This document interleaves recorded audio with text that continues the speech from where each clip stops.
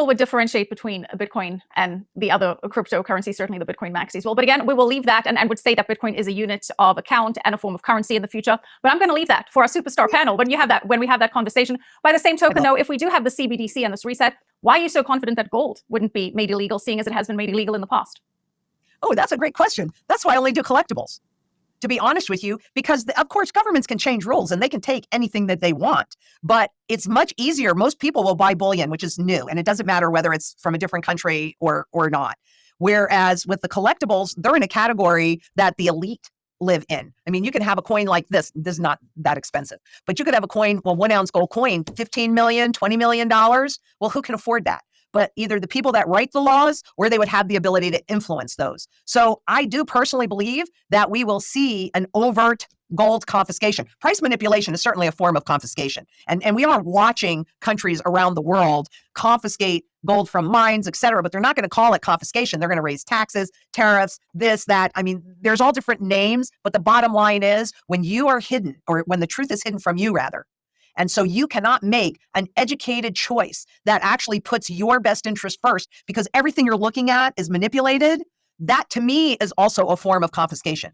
So yes, Michelle, I do think that in this country, like we're seeing in other parts of the world, gold will be confiscated again. And so the form in which you buy it actually matters. And if you look at what's happening in China, they go to the banks, they can buy coins, but they're going to jewelry stores and they're buying lots and lots of jewelry. And the younger people are buying these little beads because, gold is so malleable that you can have a very light piece of gold. It can be in a very thin form.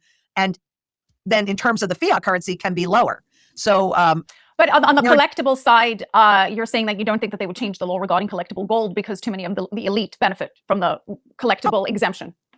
Exactly. Who writes the laws? Treasury Secretary Wooten wrote it in 1933 because he knew what they were doing to debase the currency, the fiat dollar, and convert it, ultimately into debt-based. It wasn't pure debt-based at that time. But after the U.S. got all the gold they thought they were going to get, they revalued. They did that overnight revaluation. He didn't want to give up his gold. Not only that, but he wanted to have the ability to continue to accumulate gold during that period of time when the general public didn't know that if you did it this way, you could still accumulate and hold gold.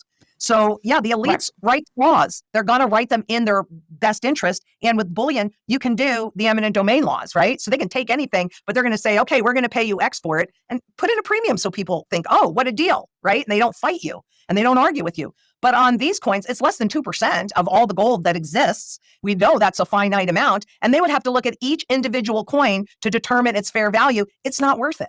It's not worth it. So they write the laws to benefit themselves. And then that's where I want to have my wealth.